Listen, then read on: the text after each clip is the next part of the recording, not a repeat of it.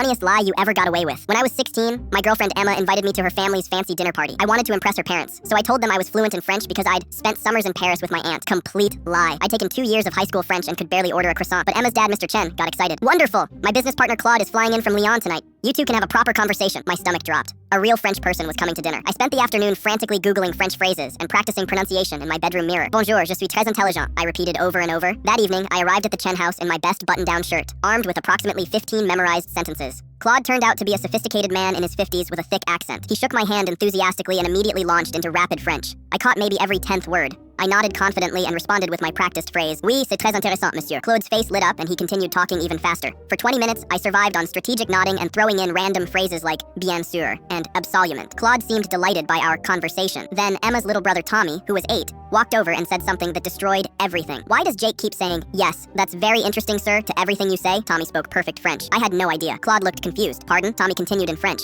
explaining that I'd been giving the same response regardless of what Claude was saying. Claude's expression changed from confusion to amusement. He said something to Tommy in French, and they both started laughing. What's so funny? Emma's mom asked. Tommy grinned. Claude was telling Jake about his pet goldfish dying, and Jake kept saying how interesting that was. My face turned bright red. Claude walked over and patted my shoulder. Mon ami, your French is, how do you say, très créatif? I can explain. Non, but tell me, when did you spend these summers in Paris? I was trapped. Actually, I may have exaggerated about the Paris thing. Ah, and your aunt? She lives in Ohio. Emma was trying not to laugh. Her parents looked amused rather than angry. Claude smiled. You know what? I admire your confidence. It takes courage to attempt conversation in another language, even badly. I'm sorry I lied about being fluent. Lying? Nah, you were practicing optimism. Mr. Chen raised his wineglass. To Jake's ambitious French skills and Claude's patience with ambitious students, everyone toasted my embarrassing failure. The funny thing is, Claude spent the rest of the evening actually teaching me French phrases. By dessert, I could hold a basic conversation about food and weather. Emma whispered to me later, my dad respects you more now than if you'd actually been fluent. Really? He said anyone willing to embarrass themselves to impress someone's family has good intentions. Claude stayed in touch after that dinner. He sent me French learning materials, and we exchanged emails in broken French English. 2 years later, I actually did spend a summer in France through a student exchange program. When I video called Claude from Paris, speaking decent French, he laughed and said, Maintenant, your French is truly interesting. Sometimes the lies that backfire spectacularly lead to the most genuine connections. Emma and I dated for 3 more years, and her family always brought up my French fluency at family gatherings. I eventually became conversational in French, but I never lived down that dinner party. Claude still sends me Christmas cards from Lyon, always with a note, Pour mon ami optimiste. The best part of this whole story is what happened at Emma's graduation party 2 years later. Claude flew back to visit the Chen family, and by then I could actually hold real conversations in French. When he walked in and I greeted him with fluent French, his jaw dropped. Mon Dieu, what happened to my struggling student? I explained about the exchange program, and how his encouragement had motivated me to learn the language properly. You know, Claude said thoughtfully, that dinner party was the most entertaining evening I had during my entire business trip. Your creative French was far more memorable than any real conversation. Emma's dad overheard this. Claude, you never told us you found Jake's French amusing. Amusing? None. I found it charming. He tried so hard to connect, even when he clearly had no idea what I was saying. That takes character. Later that night,